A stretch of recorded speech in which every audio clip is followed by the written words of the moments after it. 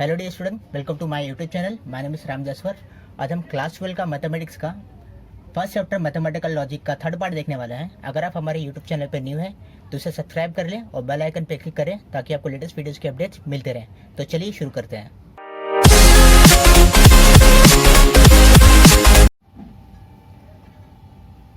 तो अब हम सब टॉपिक 6 देखने वाले हैं, ट्रू टेबल। ट्रू टेबल को सॉल्व करने के दो तरीके होते हैं, एक सिंपली रूल के साथ में या फिर आप लाइव एग्जाम्पल से भी सॉल्व कर सकते हैं। अगर रूल्स की बात की जाए तो मैंने पार्ट 1 में रूल्स के थ्रू सॉल्व किए क्वेश्चंस को कि एंड और इम्प्लीकेशन, डबल इम्प्लीकेशन कैसे सॉल्व करना है, और मैंने वहाँ पे लाइव एग्जाम्पल के थ्रू भी सॉल्व कैसे करते हैं ट्रू टेबल वो भी बताया है। फिर भी हम यहाँ पे एक रिविजन ले लेते हैं कि रूल से पहले कैसे करते हैं, उसके बाद में लाइव एग्जाम्पल से कैसे सॉल्व करना है ट्रू टेबल को वो भी बताऊँगा मैं आपको। तो अगर एंड दो सेंटेंस के बीच में लिखा हुआ है तो अगर दोनों भी ट्रू होता है truth value, then only statement का, कंपाउंड स्टेटमेंट का, दिए हुए क्वेश्चन का ट्रूथ वैल्यू ट्रू आएगा, अदरवाइज फॉल्स आएगा। यानी कि अगर दोनों में से भी एक भी फॉल्स हो जाता है तो हमारा ट्रूथ वैल्यू फॉल्स आता है, ट्रू नहीं आता है। तो दोनों भी सेंटेंस का ट्रूथ वैल्यू ट्रू होना चाहिए तभी उसका ट्रू आएगा एंड के केस में। और के केस में दोनों भी अगर फॉल्स आते हैं सेंटेंस का ट्रूथ वैल्यू, दोनों भी ट्रूथ वैल्यू अगर फॉल्स आते हैं तो उस वक्त रिजल्टेंट आपका ट्रूथ वैल्यू फॉल्स आएगा, नहीं तो ट्रू आएगा। यानी कि अगर और के केस में दोनों में से एक भी अगर ट्रू आता है तो हमारा आंसर ट्रू आएगा। थर्ड हमारा केस है इम्प्लीकेशन का। इम्प्लीकेशन में कैसा होगा कि दोनों सेंटेंस दिए हैं, दो सेंटेंस में पहले वाले सेंटेंस का ट्रूथ वैल्यू टी है, सेकेंड वाले सेंटेंस का ट्रूथ वैल्यू एफ है, तो हमारा रिजल्टेंट ट्रूथ वैल्यू एफ आएगा, अदरवाइज ट्रू आएगा। मतलब इसके अलावा कुछ और केस दिखता है इम्प्लीकेशन का तो हमारा आंसर टी आता है, तो टी एफ एफ एफ होता है, बाकी केसेस में इम्प्लीकेशन के ट्रू आता है। फोर्थ केस है हमारा डबल इम्प्लीकेशन का। डबल इम्प्लीकेशन में कैसे करना है आपको कि अगर दोनों भी सेंटेंस का ट्रूथ वैल्यू सेम होता है, यानी कि अगर पहले सेंटेंस का ट्रूथ वैल्यू ट्रू है, सेकेंड सेंटेंस का ट्रूथ वैल्यू ट्रू है, दोनों भी सेम है तो हमारा रिजल्टेंट ट्रूथ वैल्यू भी टी ही आएगा। और अगर दोनों भी सेंटेंस का ट्रूथ वैल्यू एफ है, यानी कि पहला वाले सेंटेंस का भी ट्रूथ वैल्यू एफ है, सेकंड वाले सेंटेंस का भी ट्रूथ वैल्यू एफ है, तो भी हमारा आंसर ट्रू ही आएगा। मतलब डबल इम्प्लीकेशन में करना क्या है कि दोनों भी सेम होना चाहिए। अगर दोनों भी सेम है तो हमारा ट्रू आएगा, अगर डिफरेंट होता है यानी कि फॉल्स ट्रू या फिर ट्रू फॉल्स आता है तो हमारा आंसर एफ आएगा।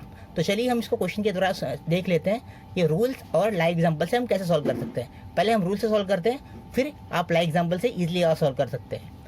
तो अभी हमें ट्रूथ वैल्यू बनाते वक्त यहाँ पे देख रहे हैं कि वेरिएबल कौन कौन से हैं, पी एन क्यू आपको वेरिएबल्स दे रखे हैं। तो इसको अज्यूम करते हैं कि ये दो कॉइन है।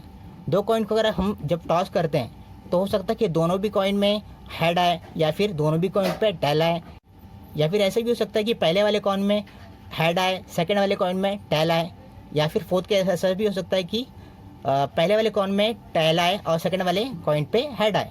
तो ऐसे 4 केसेस बनते हैं। उसी तरह से जब हम दो वेरिएबल्स को लेंगे तो उनके भी हमें 4 केसेस बनाने होंगे। तो अज्यूम कर लेता हूँ, पहले P लिख दिया मैंने, Q लिख दिया, तो समझो कि ट्रू फॉल्स,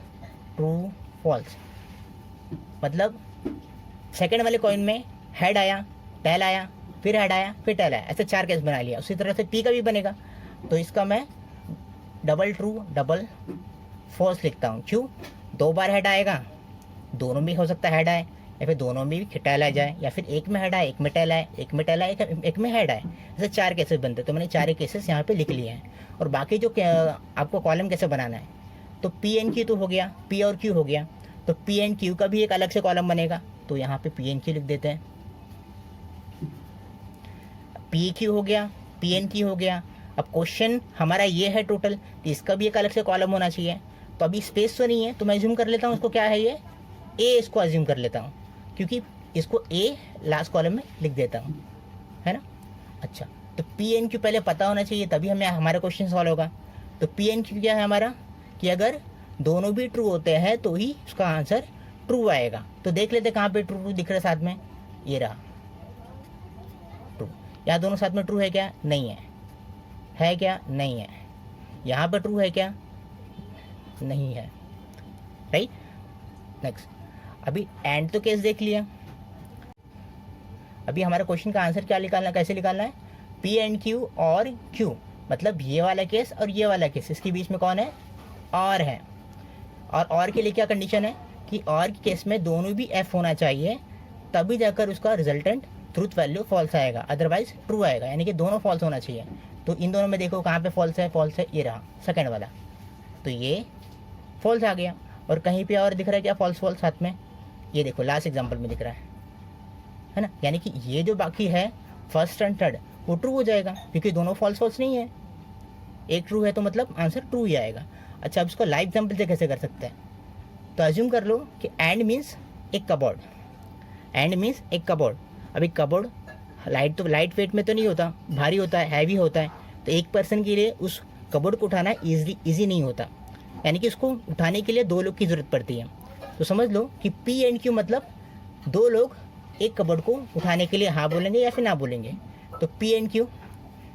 टी मतलब एक बंदे ने कबोर्ड को उठाने के लिए हाँ बोला, और एफ मतलब उस बंदे ने कबोर्ड को उठाने के लिए मना कर दिया, ऐसा हम अज्यूम करते हैं। तो पी और क्यू इनके बीच में कबोर्ड वाला रिलेशन लेना है हमें, कि दोनों बंदे ने बोला कि मैं कबोर्ड को उठाऊंगा, तो भी सीधी सी बात है, कबोर्ड को उठा लेंगे वो लोग इजीली, इसलिए ट्रुथ वैल्यू टी आ गई। सेकेंड केस में पहले वाले ने बंदे ने बोला कि हाँ मैं उस कबोर्ड को उठाऊंगा, तो एक ने हाँ कर दिया, लेकिन सेकंड वाले ने मना कर दिया कि मैं उस कबोर्ड को नहीं उठाऊंगा। अभी एक बंदे ने सिर्फ हाँ बोला है, तो उस कबोर्ड को उठाना पॉसिबल है क्या, नहीं है, इसलिए आंसर फॉल्स आया। थर्ड वाले केस में पहले वाले इंसान ने मना कर दिया, पहले वाले पर्सन ने मना कर दिया कि मैं कबोर्ड को नहीं उठाऊंगा, लेकिन सेकंड वाले पर्सन ने हाँ बोला, तो एक ही बंदा रेडी है, मतलब फिर से कबोर्ड को उठाने के लिए दो लोग नहीं हैं, तो फॉल्स आएगा। अब फोर्थ केस में दोनों भी पर्सन ने मना कर दिया, फॉल्स लिखा है, मतलब दोनों भी बंदे ने कबोर्ड को उठाने के लिए मना कर दिया, मीन्स कबोर्ड तो उठेगा ही नहीं, तो फॉल्स आएगा। इस तरह से आप लाइक एग्जाम्पल से भी सॉल्व कर सकते हैं। सेकेंड, एंड को आपने कबोर्ड एज्यूम कर लिया, और के केस में आपको चेयर का एग्जाम्पल लेना है, और मीन्स फॉर चेयर का एग्जाम्पल, मतलब अगर चेयर को उठाने के लिए दो लोग की जरूरत नहीं पड़ती, एक बंदा भी अगर अवेलेबल होगा, एक बंदा भी बोलेगा हाँ मैं चेयर को उठाऊंगा, तो ऑब्वियसली उठा सकता है वो, यानी कि पी एंड क्यू और क्यू, ये वाला पार्ट इसके बीच में कौन सा रिलेशन, और वाला रिलेशन। देखो दोनों बोल रहे हैं कि हाँ चेयर को उठाऊंगा, तो ऑब्वियसली सीधी सी बात है चेयर को उठा लेगा वो, टी आ गया। दोनों ने भी मना कर दिया मैं चेयर को उठाऊंगा ही नहीं, तो चेयर तो उठेगा नहीं, फॉल्स।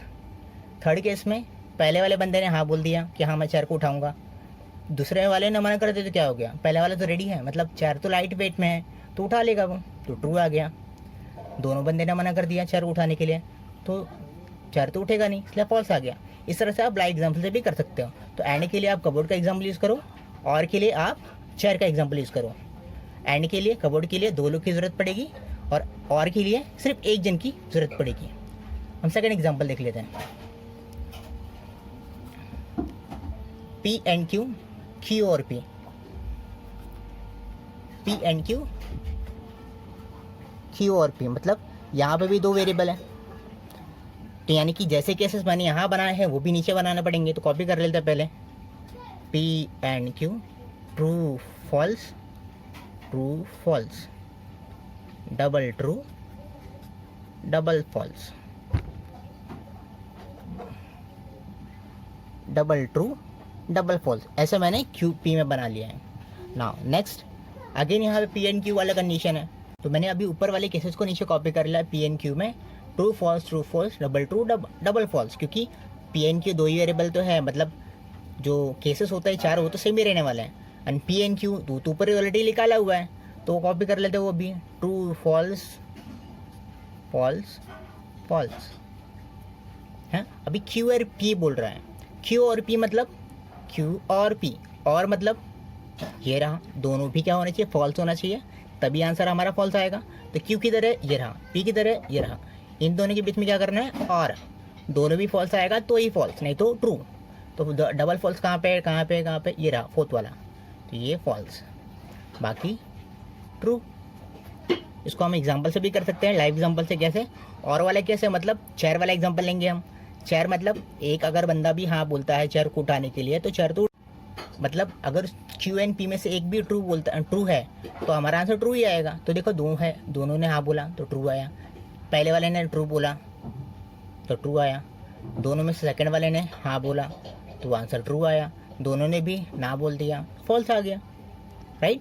अच्छा, पी एंड क्यू निकाल लिया, क्यू और पी निकाल लिया। अब ये क्या 1 2, अभी इन सब का एक निकालना पड़ेगा हमें, राइट। ये हमारा क्वेश्चन है, इसका पता है, इसका पता है, मतलब पी इम्प्लाइज क्यू जैसा हो गया। तो पी इम्प्लाइज क्यू मतलब ऐसा इम्प्लीकेशन, तो लेफ्ट साइड में ट्रू, सेकंड साइड में फॉल्स। लेफ्ट साइड में ट्रू, सेकंड साइड में फॉल्स रहेगा, तभी हमारा आंसर फॉल्स आएगा, अदरवाइज टी आएगा। यानी कि टी एफ एफ एफ होता है, टी एफ एफ एफ होता है, अदरवाइज ट्रू होता है। तो टी एफ एफ कहाँ पे, टी एफ एक भी नहीं है, मतलब हमारा पूरा आंसर क्या आएगा, ट्रू आएगा। अच्छा, हम इसको लाइव एग्जांपल से भी कर सकते हैं। कैसे, अगर इम्प्लीकेशन दिया है तो आप ऐसा एग्जांपल लो कि कोई तो स्टूडेंट है, पढ़ के जाता है, फेल हो जाता है, तो ये पॉसिबल है क्या, नहीं पॉसिबल है। अगर कोई पढ़ के जाता है तो फेल कैसे हो सकता है, तो ये एग्जांपल उसी को बताता है कि कोई इंसान, कोई पर्सन है, कोई स्टूडेंट है, पढ़ता है, उसके बाद फेल हो जाता है, तो ये पॉसिबल नहीं है, इसलिए इसका ट्रूथ वैल्यू फॉल्स आया है। बाकी केसेस में अगर अज्यूम कर लो, यानी कि एग्जांपल यहीं से देख लेते हैं कि P and Q implies Q और पी, मतलब पढ़ता है बंदा, पढ़ता है पास हो जाता है, फैक्ट है, राइट है, पढ़ेगा तो पास तो होगा ही, मतलब ट्रू।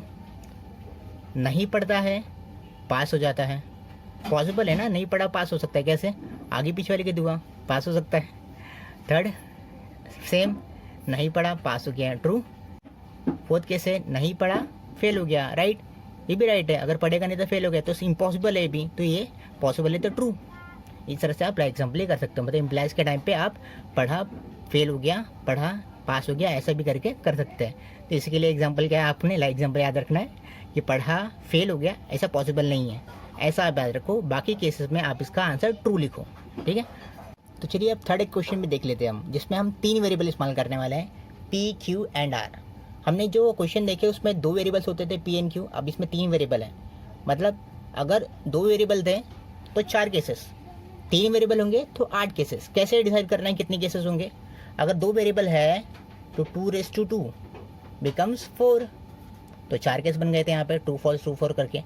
यहाँ पे 3 वेरिएबल है तो 2 क्यूब कि 8 ऐसे केसेस आ जाएंगे। तो कैसे लिखना है आपको, ट्रू फॉल्स, पीछे से स्टार्ट करना है, थर्ड वाले वेरिएबल से, ट्रू फॉल्स राइट। और बाकी बाजू वाले वेरिएबल्स में लिखते वक्त आप उसका डबल कर दोगे, मतलब एक बार ट्रू था तो मैं डबल टाइम्स ट्रू लिखूंगा, double true, double false, double true, double false. उसी तरह से थर्ड वेरिएबल के पास जा रहा हूँ मैं, तो सेकंड वाले का भी डबल हो जाएगा, मतलब डबल ट्रू था तो अब 4 टाइम ट्रू हो जाएगा, 4 टाइम फॉल्स भी हो जाएगा, राइट। अच्छा, उसके बाद आपको पी क्यू आर 3 वेरिएबल्स का लिखने के बाद अगर कहीं पे नेगेशन दिखता है तो उसके अलग से कॉलम बनाना है। तो यहाँ पे जो नेगेशन दिख रहा है एक क्यू का दिख रहा है, तो मैंने नेगेशन क्यू भी मैं एक से सेपरेटली बना लिया है। मतलब जो क्यू का आपका ट्रूथ वैल्यू आपने बनाया है यहाँ पे, इसका अपोजिट लिख देना है। मतलब ट्रू है तो ट्रू का false, double false, double true, double false, double true, right. I agree की स्पेलिंग बहुत गंदी आ रही है अच्छा, आगे देख लेते 5th कॉलम पे। अच्छा, मैंने पी क्यू आर देख लिया, नॉट को भी ले लिया हमने। अब हम क्या करेंगे, जो क्वेश्चन में ब्रैकेट्स दिए हैं उसका अब हम कॉलम बनाते हैं। तो ये कॉलम यहाँ बनाया है पी और नॉट क्यू का, लेफ्ट साइड वाला एक अलग से बना कर रखा है मैंने। तो पी किधर है, ये रहा, नॉट क्यू किधर है, ये रहा। इन दोनों के बीच में कौन सा एग्जाम्पल है, और का। और के लिए क्या बताया मैंने कि अगर और का है तो दोनों भी एफ होना चाहिए, तभी उसका आंसर एफ आएगा, अदरवाइज ट्रू आता है। तो ये दोनों की केस में दोनों भी एफ होना चाहिए। किधर है एफ, किधर है एफ, ये रहा, एक यहाँ मिला और एक यहाँ पर भी एक मिल रहा है एफ एफ। बाकी तो यहाँ ट्रू है, ये भी ट्रू है, दोनों भी एक ट्रू आ गया, तो बाकी केसेस में आंसर ट्रू आएगा। समझ रहे हो ना, 2 जगह पे फॉल्स क्यों आया, क्योंकि यहाँ पर दोनों का भी फॉल्स है तो ही आंसर मेरा फॉल्स आया है ये दोनों के केस में, बाकी केस में ट्रू आया है। तो एग्जांपल में क्या बताया था, और का 4 का, इसमें से दोनों ने भी 4 को उठाने के लिए मना कर दिया, इसलिए फॉल्स, इसने भी दोनों भी चेयर्स को उठाने के लिए मना कर दिया, इसलिए फॉल्स। यहाँ पर एक बंदे ने उठाने के लिए हाँ बोला तो ट्रू। यहाँ पर भी एक बंदे ने हाथ उठाने के लिए चेयर उठाने के लिए हाँ बोला तो ट्रू, राइट ना। नेक्स्ट हम लेफ्ट साइड वाले कॉलम का हम लोगों ने अलग से ट्रूथ टेबल तो ट्रूथ वैल्यू तो निकाल लिया, कॉलम तो निकाल लिया। अब राइट साइड वाले के लिए भी एक बना लेते हैं। तो यहाँ बना कर रखा है मैंने आर एंड पी। आर किधर है, ये रहा। पी किधर है, ये रहा। इन दोनों के बीच में एंड का रिलेशन है। एंड का रिलेशन में क्या याद रखना है आपको कि दोनों भी ट्रू होना चाहिए, तभी उसका ट्रू आंसर आएगा, अदरवाइज फॉल्स आता है। तो आर एंड पी किधर गया, दोनों का ट्रू होना चाहिए, है हाँ है तो ट्रू। और कहाँ पे ट्रू एक साथ में है, ये रहा, है ना, थर्ड केस।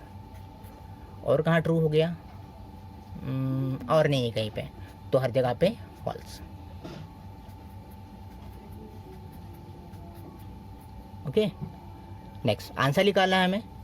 इसका ट्रूथ वैल्यू निकाला है, इसका ट्रूथ वैल्यू निकाला है, इनके बीच में इम्प्लीकेशन है, मतलब पढ़ के गया फेल हो गया, या फिर TFF, सिंपली TFF। तो ये देखो TF, ये मिला एक सेकंड केस, TF ये रहा, TF ये रहा, T, और बाकी केसेस में ट्रू।